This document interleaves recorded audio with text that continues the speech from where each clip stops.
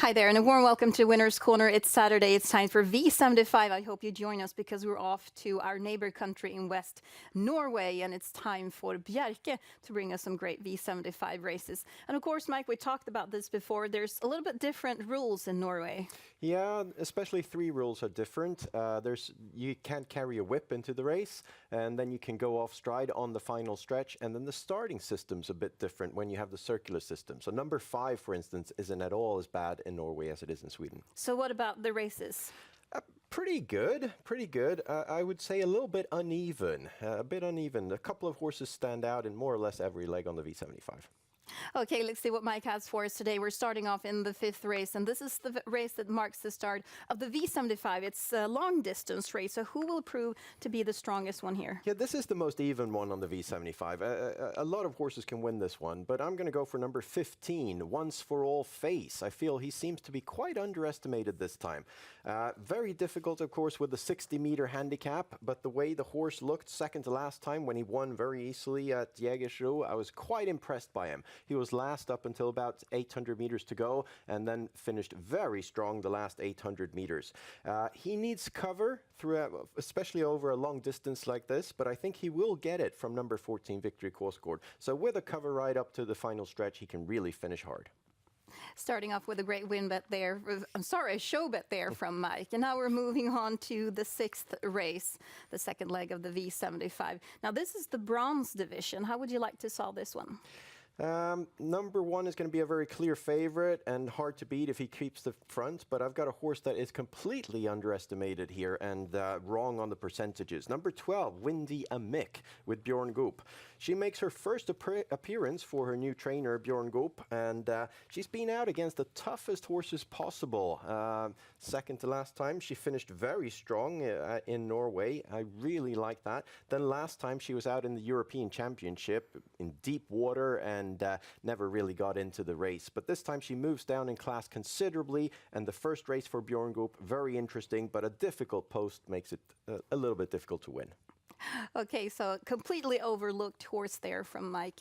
Let's turn the page. Now we're looking at race number 8. And this is a sprint race, but you're going for one of the horses in the back. Why?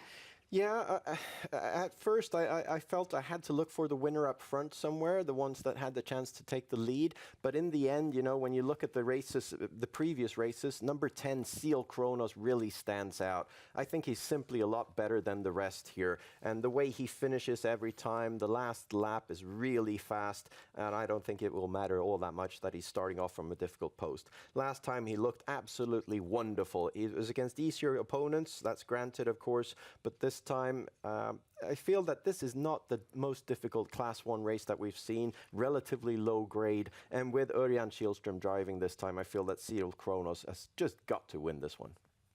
And speaking of Örjan Kihlström, he's driving the horse that you believe in your next betting suggestion. It's the 10th race, and this is the main event of the day. Yeah, this is the big one. It's a pretty good race. I would have liked to see number 10 have a number up front, so we would have seen a strong battle for the front here. Now number 2, Ferrari BR, is the likely leader here, and he's going to be a very clear favorite. So I'm going to go against him with number 3, Love Matters. I feel that those two have more or less equal opportunities here, and number 3, Love Matters, has impressed me a lot since the horse came here to Sweden.